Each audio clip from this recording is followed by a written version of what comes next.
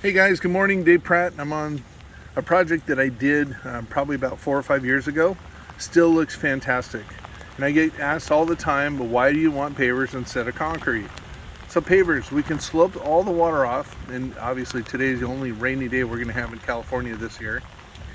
Slope the water off so that all the water pitches off and not back into your garage. Number two, check this out.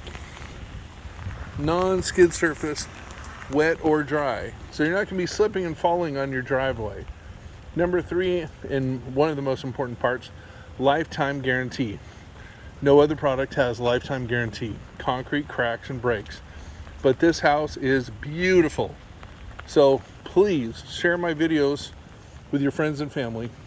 I'm trying to help show everybody about pavers, why you should do pavers and not concrete. And number 3, 4, 5, 6, 7, 8, 9, 10 is a quick call to action. Share, subscribe, and help me grow so that I can show more people just like you. But I mean, check out the rest of this project.